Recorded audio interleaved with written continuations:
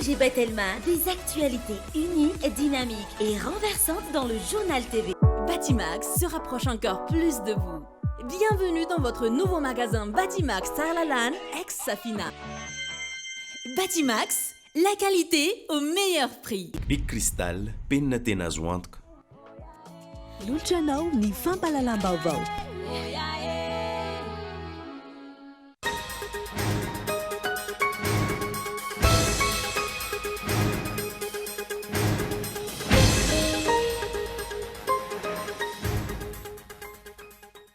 Tsy azo ekena intsony ny mpitondra lany amin'ny fifidianana halatra eto Madagasikara ary tsy ekena intsony ny tsy fahamarinana hoy ny fivondronam-be ny kandida solombavambahoaka androany. Nisy ny filaminana eto amin'ny tany sy ny firenena ny tanjony ka ho izay olona tena no safidiany vahoaka no hisolo vava azy eny amin'ny anteny meram-pirenena. Nolaniny ireo solombavambahoaka tonga nanatrika ny fivoriana ara-potoan'ny anteny meram-pirenena teny Tsimbazaza androany ny LFR 2024. Tsikaritra nandritra izany fa nahena avokoa ireo teti-bola fandaninana isaky ny ministera raha tokana ampiakarina kosa izany ho an'ny sehatry ny angovo eto Madagasikara. Mitaky ny fanavaozana tanteraka ny CENI sy ny HCC ho fanatsarana ny fitantanan-daharam-pirenena sy hampanjakana ny tany-tandalana ny eo anivon'ny fivondronam-be ny kandida solombavambahoaka araka ny fanambarana nataon'izy ireo androany. Fifidianana feno fandikan-dalàna sy alabato iny fifidianana teo iny raha ny fanazavana ka ilaina ny firasakinan'ny malagasy tsirairay avy tsy anaiky intsony ny alatra amin'ny endriny maro samihafa.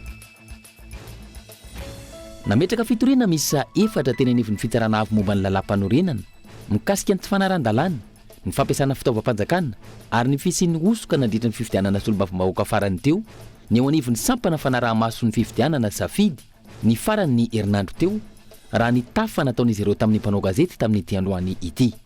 Ny andinindininy avy hatrany ary.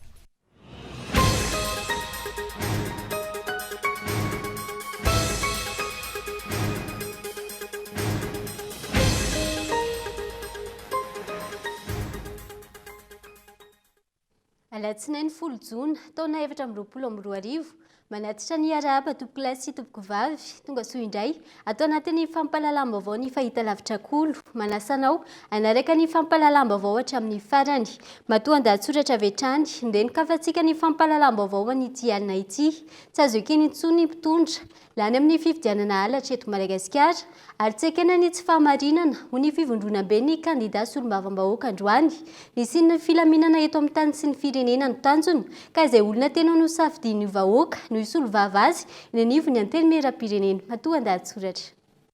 Mitodika any amin'ny CENI ny masony rehetra amin'izao fotoana. Antony raha mpitso ny voalaza fa amohan'ny CENI vonjimaika ny voka-pifidianana solombavambahoaka. Fifidianana solombavambahoaka izay isan'ny nandrenesana fitarainana be indrindra hatr'izay nisy fifidianana deputé teto amintsika. Samy nilaza ho niara-ny fangalaram-bato avokoa na ireo kandida tsy miankina na ireo kandida avy amin'ny antoko-panohitra na ireo kandida mpanjakana. Samy nilaza sy nanamafy fa manana porofo amin'izany avokoa ny ankolafo-kery tsirairay avy. Ny tambadrotra tserasera ihany koa eo ka samy namoaka sy nandefa izay hitany teo ampelantanany izay manana fahafahana nanao izany. Ny any CENI moa iny arahany rehetra mahita iny fa efa tsy namoaka intsony efa 2 andro zay. Vao androany nanao fanambarana ny fivondronam-be ny kandida solombavambahoaka ka nilaza fa ampy zay tsy azo ekena intsony ny mpitondra lany amin'ny fifidianana halatra eto Madagasikara. Tsy manaiky ny tsy fahamarinana izy ireo. Aoka izay ny fanitsakitsana ny lalam-panorenana sy ny halatra amin'ny endriny sy ny karazany maro tamin'ny fifidianana farany teo hoy ny fivondronam-be ny kandida solombavambahoaka. Ireto farany izay mitaky ihany koa ny fanavaozana tanteraka ny CENI sy ny HCC. Anahoana ny mety ho endriky ny tontolo politika eto amintsika aorian'ny fanambarana vonjimaika ny voka-pifidianana ataon'ny CENI rampitso io. Anahoana izany eo ampiandrasana ny vokatra ofisialy iny amin'ny HCC. Hojerena sy ankatoavina avokoa ve ireo fitoriana sy fitarainana voaray indrindra mikasika ny voka-pifidianana sa tahaka ny mahazatra azo raisina fa tsy mitombony. Raha samy nitory na ny andaniny na ny ankilany ny aniza no mena tombon-dahany. Mazava ho azy fa raha ny fomba fiasa sy ny zavatra ny ainana teto amintsika hatr'izay dia tsy maintsy hisy ny fitanilana ka iompana bebe kokoa any amin'ny kandida mpanjakana ny valim-pitsarana. Ireny fianarana hita ireny ny fomba fiasan'ny CENI sy ny HCC raha tsy laza afa-tsy ilay fifidianana filoham-pirenena farany teo. Ny nampiavaka azy ary mbola andrasany maro dia ilay filohan'ny SCC nilaza sy nanamafy fa tsy andefitra amin'ny tsy fanaran-dalàna ary tsara araka ny tokony ho izy. Andrasany maro io tokony ataony io na ho tanteraka na tsy. Na izany ny andrasana sy tena angatahany maro hatr'izay ka hatramin'izao dia ny fanoloana ireo mpikambana mandrafitra ny CENI sy ny SCC. Iankinan'ny fiainam-pirenena ny fananana rafitra madio, mangarahara, tsy mitanila ary manao ny asany araka ny tokony ho izy, indrindra raha fifidianana misy ny safidim-bahoaka no resahana. Tsotra ny tanjona amin'izany dia nisy ny filaminana eto amin'ny tany sy ny firenena, ka ho izay olona tena misafidiany vahoaka no isolo vavazy eny amin'ny anteny meram-pirenena. Tsy misy olona maniry sy ny korotana sy ny disadisa izay teraka krizy ampahanitra ny malagasy, sainga raha ny rivotra politika amin'izao fotoana dia mamofopofona izany disadisa izany. Azo atao ny misoroka mialoha ka izay voalazany lalàna ny tokony ho ampiarina. Tsy misy tsindry, tsy misy tombo sy alina, tsy misy fitanilana ary ekeny rehetra. Fanolaniana ireo solombavambahoaka tonga nanatrika ny fivoriana ara-potoany anteny meram-pirenena teny Tsimbazaza-Androany ny LFR 2024. Tsikatra nandritra izany fa nahena avokoa ireo teti-bola fandaniana isaka ireo ministera raha tokana ampiakarina kosa izany ho an'ny sehatry ny angovo eto Madagasikara. Christian Dimby. Lantsina sy mpantsina teo anivon'ny anteny meram-pirenena Androany ny volavolan-dalàna amin'ny feno fitantanam-bola-panjakana sy mpantsina na ny LFR 2024. Voaterina ena ny fandaniana isak'ireo ministera noho ny tsy fampian'ny vola miditra ao anatin'ny kitapo-bola-panjakana tamin'ny alalan'ny hidra sy ny faditseranana raha nitatitra natritra ny asambômiera ity. Fianana hatrany amin'ny 2,577 miliara ariary raha oharina tamin'ny LFI 2024. Nosinganina manokana ary nampitomboana kosa ankila ny teti-bola natokana ho an'ny angovo izay ahitana ny jirama sy ny famatsiana solika eto Madagasikara. Ahitana fihenana 1775,2 milliards d'ariary ny vola miditra amin'ny hetra sy faditseranana raha ampitahaina tamin'ny vinavina voalaza tao amin'ny lalàna ny fehiny fitantanam-bola-panjakana 2024 na ny LFI 2024. Noho izany dia nahena ny fandaniana satria nihena ny vola miditra ao amin'ny kitapo-bola-panjakana. Nampitomboina kosa ny transfer na ny famindram-bola ho amin'ny sehatry ny angovo, nisan'izany zany ny jirama sy ny secteur pétrolier izay miakatra 475 milliards d'ariary ary nahitana fihenana ny dépense de solde. Vokatry zany dia tsy misy ny fandraisana ho mpiasa-panjakana amin'ity taona ity ankoatra ny eo anivon'ny mpitandro filaminana. Misy fampidinana ihany koa ny fampiasam-bola na ny pipe interne sy ny biens et services. Hatreto ny fanomezana subvention amina miliara maro no vahaolana roso ny fanjakana. Mitombo hatrany kosa ny vola omenan'ny jirama izay tsy nahitana vahaolana hatramin'izao. Tsy nahitana ireo fepetrana ho takia ny mpamatsy vola toy ny banky iraisam-pirenena sy ny FMI ny tao anatin'ny LFR izay nolaniana tsy nasimpa-rovana ity. Ny anita dia ny fampianana ireo fampiasam-bola sy ny fandaniana isaky ny ministera. Ny fanadidina natao no nahitana fa isan'ny fepetrana ho takia ny mpamatsy vola io fampianana ny fandaniam-bola io. Ankoatr'izay anefa izay anisany tena goavana fa tsy voaresaka dia ny famahana ny olana ny orinasa jirama izay natomboka tamin'ny fanendrena ny Italie Générale sy ny fampiarana ny vérité de prix. Ity farany izay misy fantraikany goavana amin'ny fidiangany vidim-piainana sy ny toekarena eto Madagasikara. Ny any voalazan'ny ministra tompon'andraikitra dia ny hoe tsy mifanaraka amin'ny vinavina ny fitondram-panjakana voafaritra ao anatin'ny teti-bola-panjakana 2024 ny vola miditra ka voatera tsy maintsy manena ny fampiasam-bola ny fitondram-panjakana. Fanampin'izay tsy maintsy hisy ihany koa ny fampiakaran-ketra na ihany koa hisy ny findramam-bola amin'ny miliara maro avy amin'ireo mpamatsy vola avy any ivelany raha tsy misy io fampianana ny teti-bola-panjakana io. Tsy maintsy niroso tamin'ny fampianana araka izany ny fanjakana malagasy ho fandanjalanjana ny fandaniana sy ny fampidiram-bola ao anatin'ny kitapo-bola-panjakana. Hita nefa fa tsy afaka handroso amin'ireo vahaolana roa voalaza etsy ambony ireo isika ka tsy maintsy misafidy ny fampidinana ny fandaniana ny fanjakana malagasy ato amin'ity teti-bola-panjakana na sy mpantsina ity mba hampifandanjana ny vola miditra sy ny fandaniana. Rehefa tambatra ny vola miditra rehetra ankoatra ny don capital dia nahitana fihenana 1660,7 milliards d'ariary zany. Tsy maintsy mitady fampidinana ny fandaniana mitovy amin'io zany isika ka ny pipe interne no nampidinana be indrindra hatramin'ny 1226 milliards. eo ihany koa ny dépense du personnel izay nidina 279,7 milliards ary ny biens et services izay nidina 42,7 milliards. Raha ny primature no jerena dia nampiharina tao amin'ny primature ny fampidinana 4,96% teo amin'ny biens et services. Fa nisy ihany koa famindrana ny fandoavam-bola ho an'ny police d'assurance ARC izay nisoratra tao amin'ny transfert tamin'ny LFI 2024 ka nafindra amin'ny biens et services. Holanina sy arosy eo anivon'ny antenemeran-dolona raha pitso araka izany. Ity volavolan-dalàna larana faha 820 sipika 420 ity momba ny lalàna amin'ny feny fitantanam-bolam-panjakana na simpanitsina ho amin'ny taona 420. Noho ny tsy fahaiza mitantana sy ny tsy fisian'ny politika mazava, tsy manan-tsafidy ary tsy maintsy manaiky ireo fepetra avy amin'ny mpamatsy vola ny fitondram-panjakana malagasy. Isan'izany ny fanendrena ny tale jeneraly ny JIRAMA, ny fampihenana ny fandaniam-bola-panjakana ao anatin'ny LFR ary ny fampiatrana ny vérité de prix. Gaëtan Andriatsilavo. Hatrany amin'ny volana janoary 2024 nanomboka kofina tanteraka ny mpitondra fanjakana raha ny fampiasam-bola no resahana. Tsy ampianatanterana ny asa fa mpandehanandra raha-panjakana intsony ny etra. Vokatr'izay, tsy maintsy nahenina ho 2,2 miliara ny fandaniana raha toka 3,570 miliara ariary zany ao anaty LFR. Manampitrotraka ny tsy fahampiana, ny tsy fisiny ny mpampiasa vola avy any ivelany tonga ito amintsika. Tranga izay mbola mafisiny ireo trosa meopapana raha tsy ilaza fa tsy ny kompani pitaterana Madagascar Airlines izay tafiakatra hatrany amin'ny 70 tapitrisa euro. Eo ihany koa ny trosa amin'ny JIRAMA sy ireo mpandaharaha solika. Raha ny lahatsoratra navoaka ny gazety vahiny, mila fanampiana ara-bola na appui budgétaire avy amin'ny banky iraisam-pirenena hatrany amin'ny 100 tapitrisa dolara any ho any Iandry Rajoelina ny volana septambra. Ary koa mila hatrany amin'ny 230 tapitrisa dolara avy amin'ny BAD na ny Banque Africaine de Développement. Ny azakazaka tany amin'ny FMI ihany koa Iandry Rajoelina sy ny ministra ahafahana mamoaka ny FEC na ny facilité élargie de crédit na ny facilité pour la résilience et la durabilité. Io FEC CFRD io izay mety ahafahana mamoaka vola hatrany amin'ny 900 tapitrisa dolara manomboka ny volana septambra. Vola izay ho tsinjaraina ao anatin'ny 3 taona. Na izany, nametraka fepetra ny teo anivon'ny FMI toy ny fanendrena ny tale jeneraly ny JIRAMA, ny fampianana ny fandaniam-bola-panjakana ao anaty LFR ary ny fanitsiana ny viditsolika tsinjaraina na ny vérité des prix.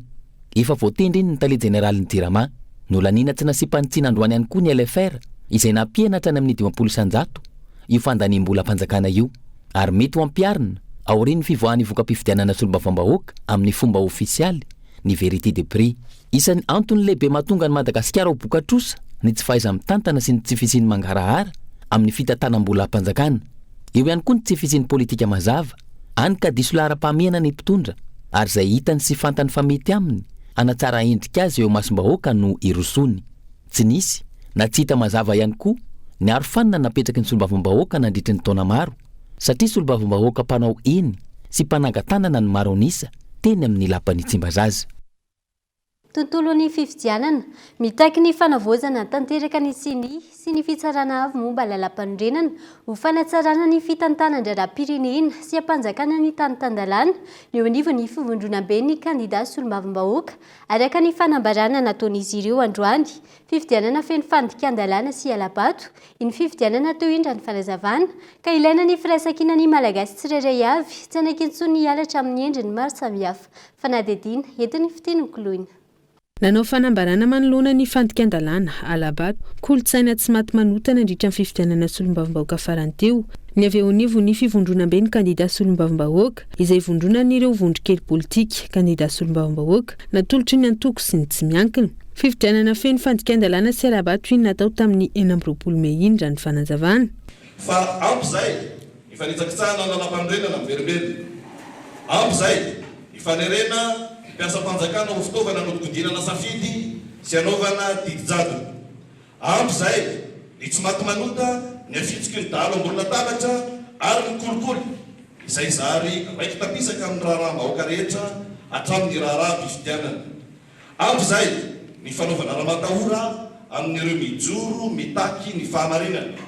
Ampy zay ny fanekena voka-pifidianana tsy mifanaraka amin'ny lalàna sy ny safidy-bahoaka marina izay tarika tsy fahamarina toerana ara-politika ary mampisy lonolono sy fisaraham-bazana eo amin'ny samy malagasy izay mitarika fa avoazana ara-toekarena ho an'ny firenena satria tsy mahamary toerana ihany koa ny fifandraisana na amin'ny samy malagasy na ny eo anivony sehatra iraisam-pirenena. Manao antsoava amin'ny vahoaka malagasy irahina manoloana ireo endrika fandikan-dalàna samihafa ireo araka izany ny fivondrona ben'ny kandida sy olom-bavam-bahoaka voaporofo izao ny antom-pijoroany ireo mpanohitra hatramin'izay. Mila mirahina ny malagasy tsy anaiky intsony ny alatra amin'ny endrin-drehetra na alatra volam-panjakana na alatra harem-pirenena na alabato amin'ny fifidianana.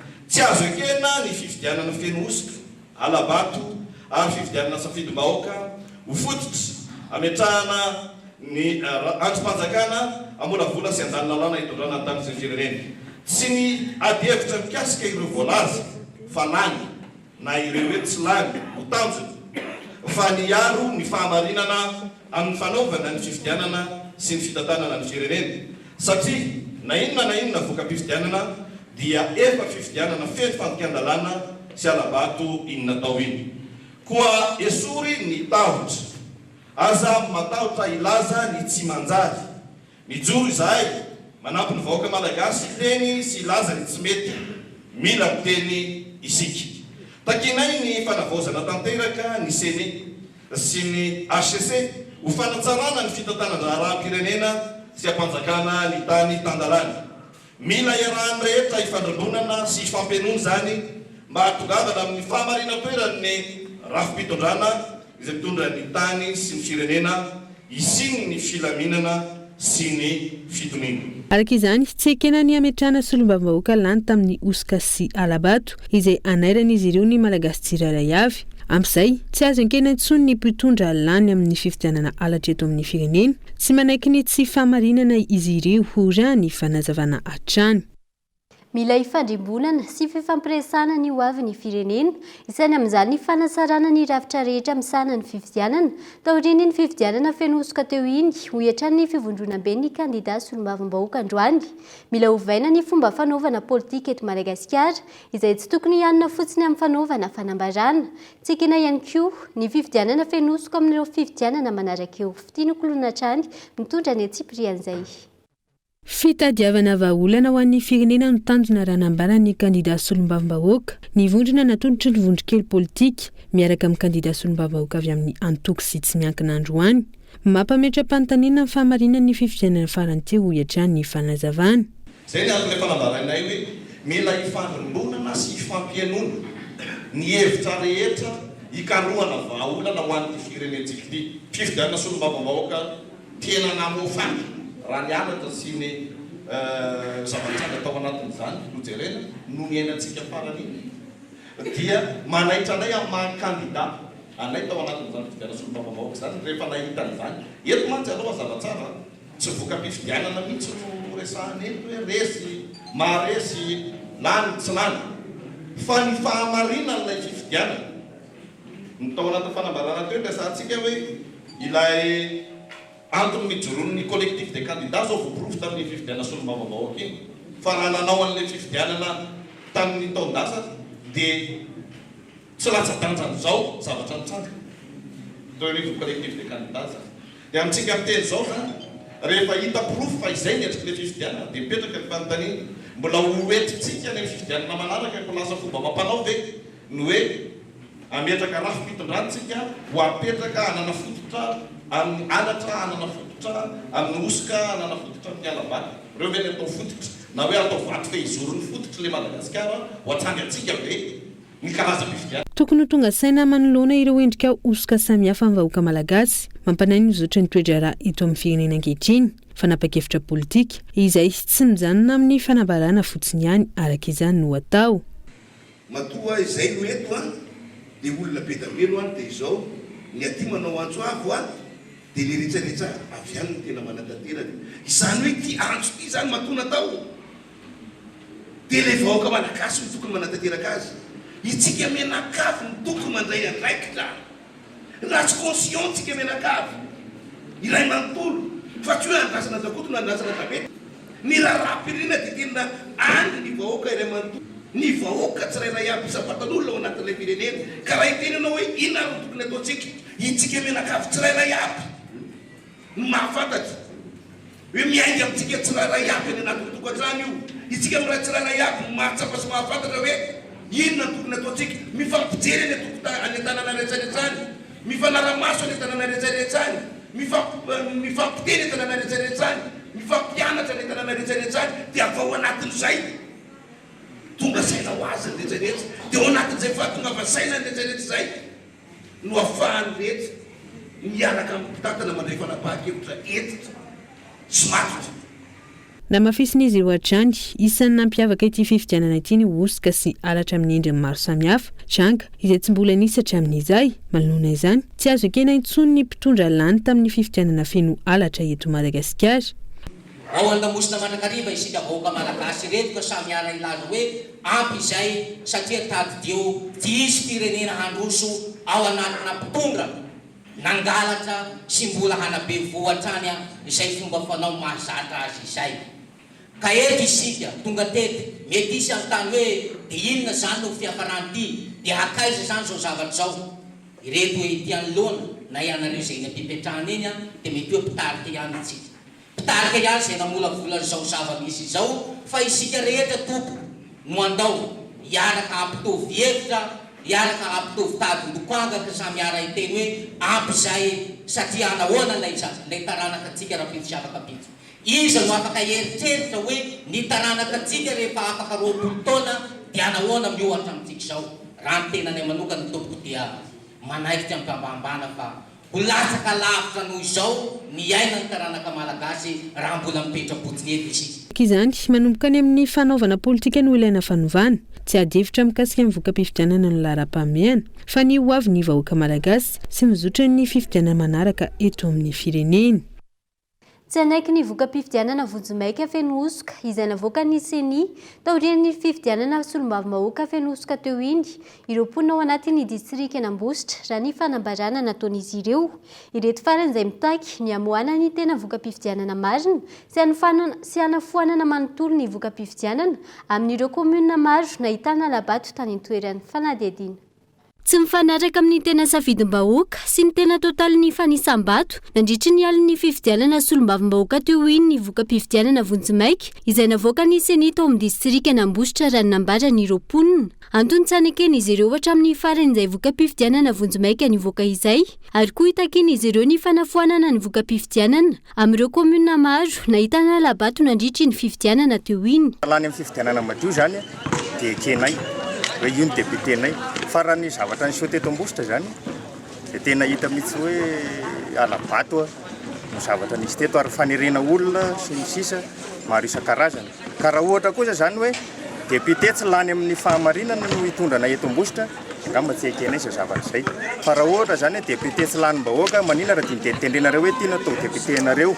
Raha hoe zavatra olona efa voafidim-bahoaka no tsy ekeny vahoaka hoe tiany depite an'ilay fidim-bahoaka tsy ekeny ihany fa manina zany izy raha nitendrenareo hoe tiany depite ary ho anareo fa matoa zany izay vahoaka no netanareo hifidy dia tokony izay safidim-bahoaka no apetrakareo hoe ito ny depite ny fidim-bahoaka fa tsy hoe izay lany amin'ny alabato rehetrarehetra zao no hofidinareo. Dia amin'ny commune tsara soatra moa no misy azy izay tena nitarihany candidat anankiray lavitra dia lavitra ny isam-bato no azo nefa rehefa tonga ny apitsony iny dia lasa any amin'ny tsy araka ny eritreretany vahoaka zany ilay zava-misy dia izay mahatonga anay mijoro eto izao mitaky an'izay fahamarinana izay. Ankoatra ny fanambarana izay efa niarahana nanao teo dia ny fahitana ny hosoka izay nisy tany amin'ny commune rurale Toetra sy Ivato dia mangataka izahay ny hanafoanana manontolo ny voka-pifidianana nisy tany amin'ny commune Toetra sy Ivato centre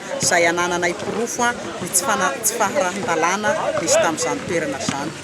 Miantso ny fitsarana avy momba lalam-pandrenana andinika sy andalina ireo fitoriana napetraka ireo kandida mialohan'ny rosona amin'ny famohana ny voka-pifidianana ofisialy ireto mponina ao anatin'ny distrika Anambositra ireto. Izy ireo izay nilaza fa hijoro ihany ny safidiny hatramin'ny farany fa ihany koa hiroso amin'ny fitokonana raha ilainy zany raha toa ka voka-pifidianana tsy mifanaraka amin'ny tena safidim-bahoaka no avoaka ny seni eo.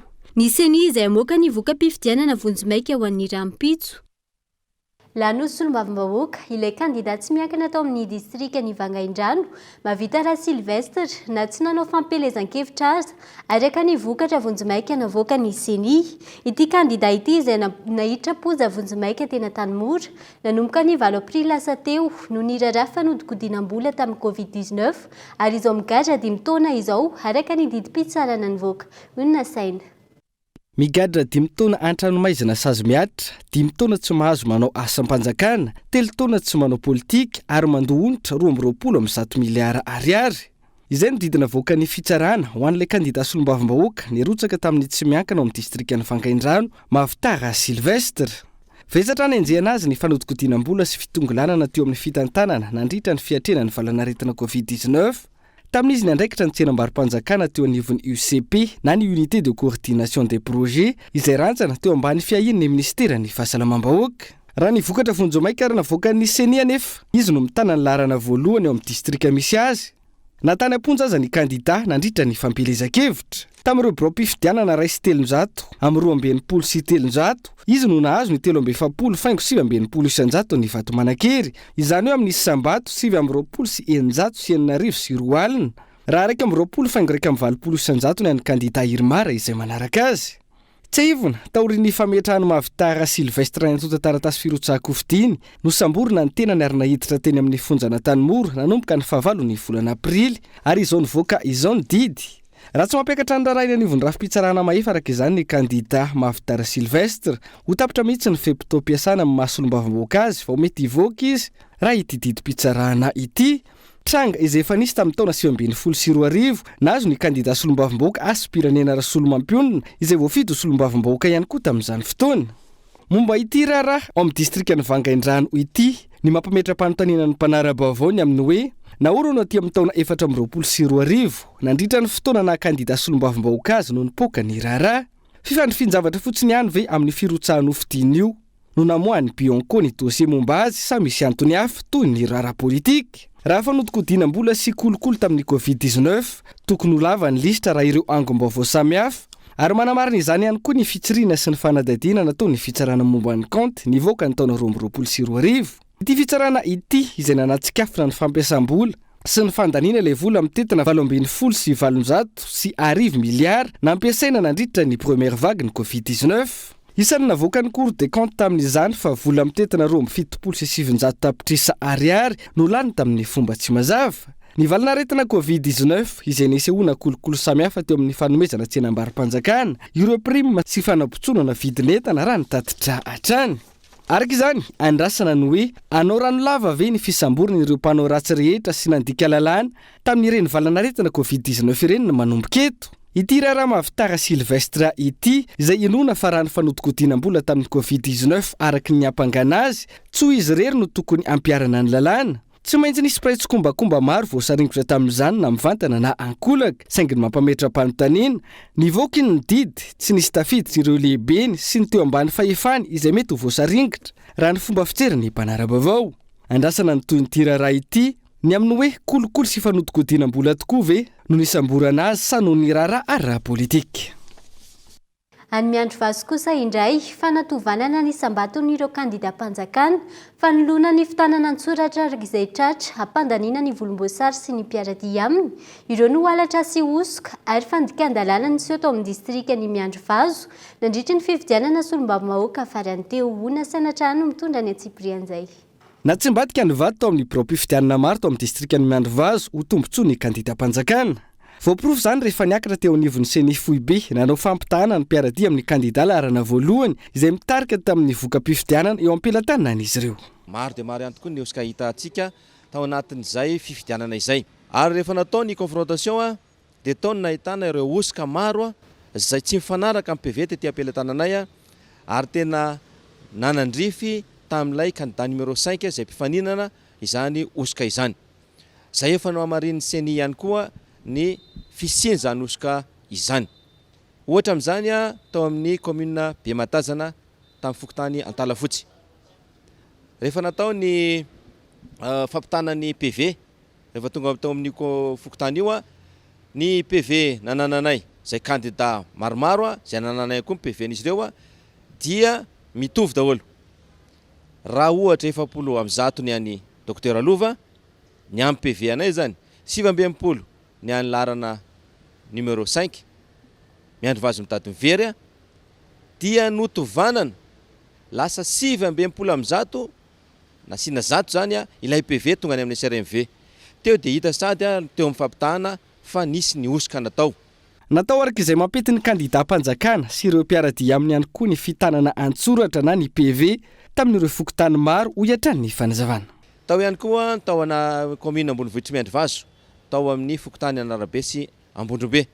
Izay natana osika ihany koa satria dia soratana ny président fokotany nanao PV ary tsy tany amin'ny bureau fandatsaham-bato nanaovana ilay fitanana antsoratra fa noentina tamin'ny toerana iray ary no amarinina zany tamin'ireo manam-pahaizana mikasika izany soratra zany fa dia soratanan'olona iray nanaovana PV izay tsy tokony hisy mihitsy zany bureau mpifidianana mifanalavitra fa dia toerana iray nanaterahana izany PV izany izay nomena tombon-dany ihany koa larana numéro 5.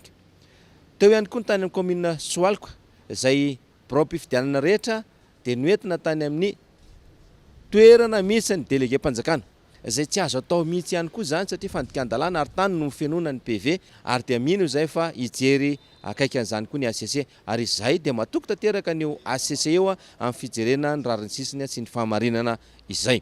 Voaporofo ireo alatra sy osika rehetra rehefa natao ny fampitahana teo anivon'ny foiben'ny senira ny fanazavana hatrany andrasana izay fiapetra ho raisin'ny fitsarana avy momba ny lampanorenana amin'ny famoahana ny vokatra ofisialy.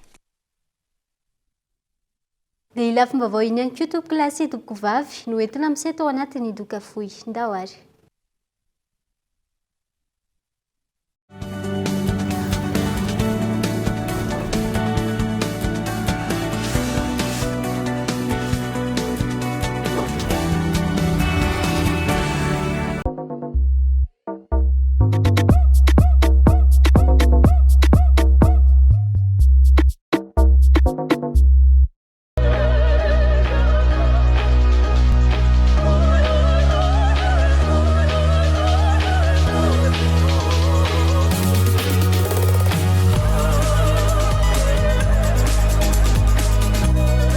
Giga stylé. Avec maintenant plus de data, profite de nettement 25 000 et c'est 4,5 gigaoctets d'internet. Et c'est toujours à 25 000 arrière. Tape vite le dièse 322 étoile 8 dièse.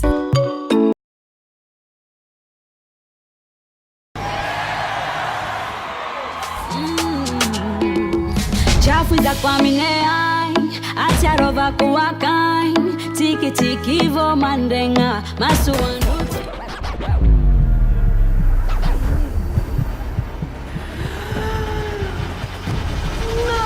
Pour la prochaine fois, Big Crystal, le stylo toujours fiable.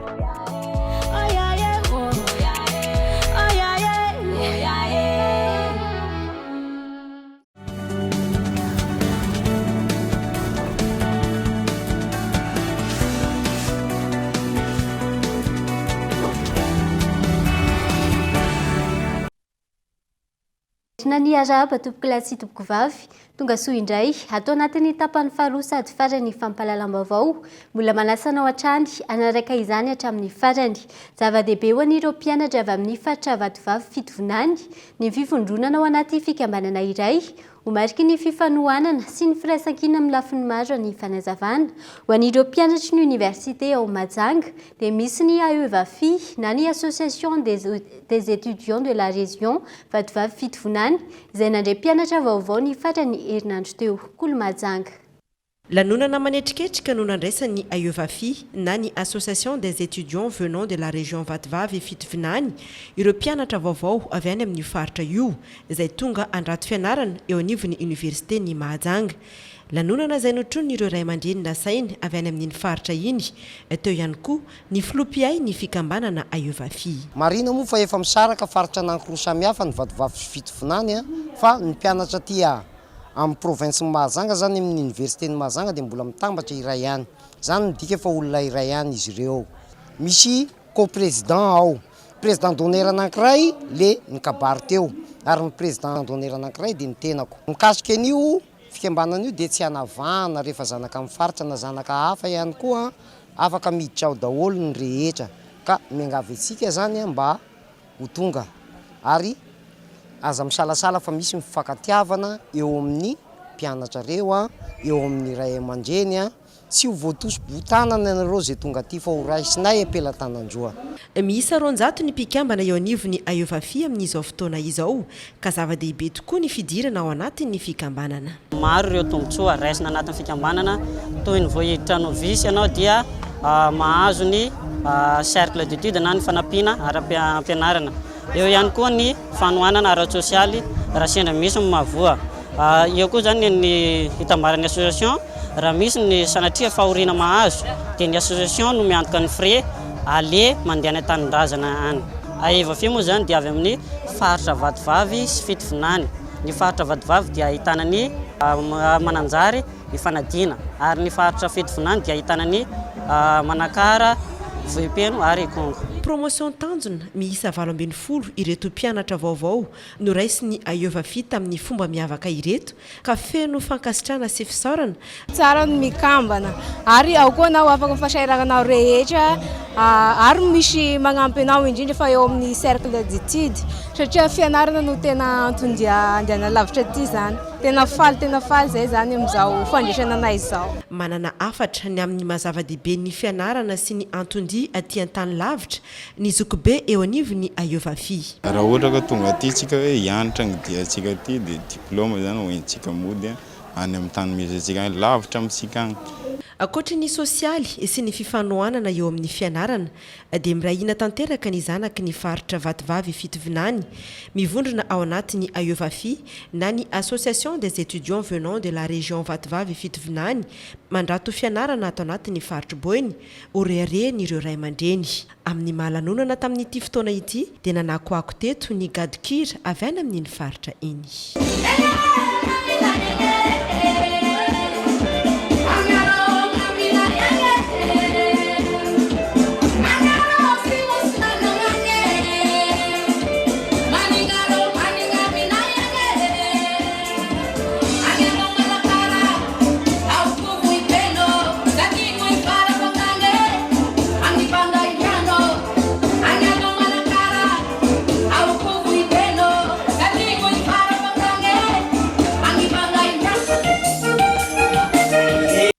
Lafim-baovao hafa kosa indray nametraka fitoriana misa 4 tena nivony fitsarana avy momba lalam-pandrenana mikasika ny tsy fanarahan-dalàna ny fampiasana fitaovam-panjakana ary ny fisian'ny osoka nandritra ny fifidianana solombavam-bahoaka farany teo iny ny teo anivony sampana fanaraha-maso ny fifidianana safidy ny farany herinandro teo raha ny tafa tamin'ireo mpanao gazety androany teny Ambatonakanga. Henri Florian. Fitoriana 4 no napetraka ny sampana fanaraha-maso ny fifidianana safidy eo anivony fitsarana avy momba ny lalam-panorenana ny zoma fa fito ny volana jona lasa teo. Anisan'ny votoatin'ny fitoriana ny fangatahana fanafoanana ny vato azo ny kandida manoloana ireo tsy fanarahan-dalàna maro samihafa. Tanjon'ny fitoriana anankitelo napetraka eo anivony ACC ihany koa ny hanamelohana ny tranga hafa nitsakitsana ny fenitra fototra amin'ny fampielezan-kevitra ka isan'izany ny fampiasana ny fahefam-panjakana sy ny olom-panjakana. Ireo fitoriana ireo dia vokatry ny fanaraha-maso sy famakafakana lalina nataonay mikasika ny fizotro ny fifidianana sy olom-bavam-bahoaka farany teo. Ny fitoriana napetraka rehetra dia mifandraika amin'ireo tsy fanarahan-dalàna hita sy voamarina nandritra ny fifidianana farany teo ka nisy fiantraikany mivantana amin'ny fahamarinan'ny safidim-bahoaka mba hiatohana ny fanajana ny fienitra demokratika. Ny tanjon'ny fitoriana telo dia manameloka ny trangana fanitsakitsahana ny fenitra fototra amin'ny fampielezan-kevitra ka isan'izany ny fampiasana ny fahefam-panjakana sy ny olom-panjakana ary vokatr'izany dia mangataka ny fanafoanana ny vato azo ny kandida amin'ireo fafidianana voakasika izany. Ny fitoriana iray kosa dia mangataka fanafoanana ny fifidianana tamina birao mpifidianana maromaro noho tsy fisian'ny soni roa ao an-damosiny bilikatokana nampiasaina izay fepetra mampanankero ny lajabato eo anivon'ny birao mpifidianana. Ankoatr'ireo ny safidy dia nametraka fitoriana eo anivon'ireo fitsarana ady heloka mba hanenjehana ireo tompon'antoka amin'ny fanohitohinana sy fampiororona miatra amin'ny mpanara-masonay. Amin'ny ankapobeny fitoriana mifandraika amin'ny tsy fanarahan-dalàna sy voamarina nandritra ny fifidianana farany teo avokoa no hita ka misy fiantraikany mivantana amin'ny fahamarina ny safidim-bahoaka no napetraka eo anivon'ny fitiatsarana avo momba ny lalam-panorenana tira ny fanazavana trany mitohy hatrany ny fanaramaso ataon'ny safidy amin'ny dingana rehetra amin'ny fifidianana mandra-pivoaha ny vokatra ofisialy avoaka ny ACC na ny fitsarana avo momba ny lalam-panorenana.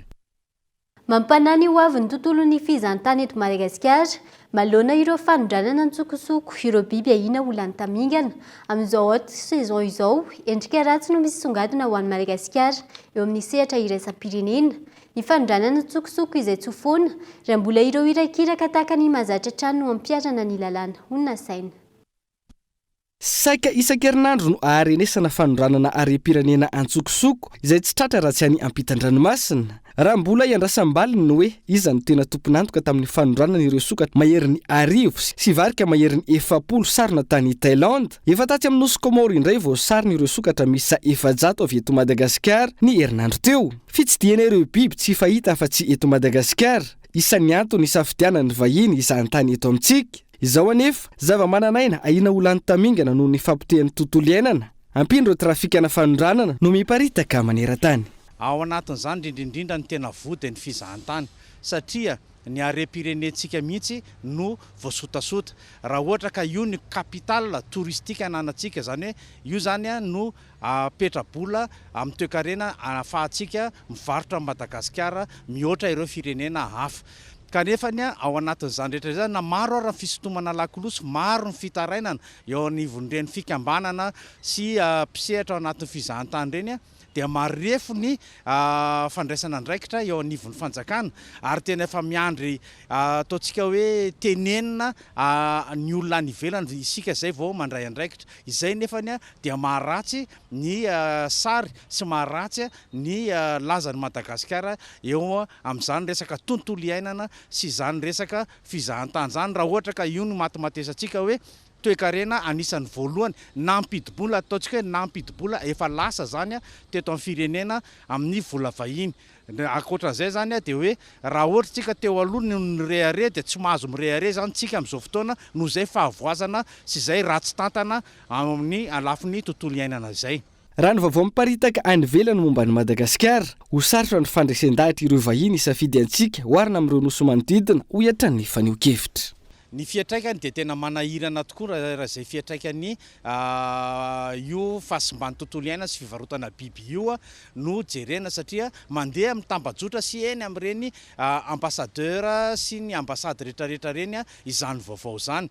Ka eo amin'ilay famarotana ny Madagasikara ao amin'ny akatoko ny hoe haute saison tsika raha haute saison ilazana azy dia manahirana tokoa satria lasa ohatra ny hoe mivarotra osoka ny firenena ary izay varotra osoka izay nefany dia lasa miteraka aya sy miteraka tsy fankafizana ny fandehanana aty Madagasikara miampy ny fahalafosan'ny izay frais makaty izay. Ka noho izany dia tena manahirana anay mpandraraha eo amin'ny fizahantany mihitsy izy ity satria ilay dokadoka sy ilay reharea mihitsy no voatohitohina na dia misy ary ireo antsoavy isan-karazany.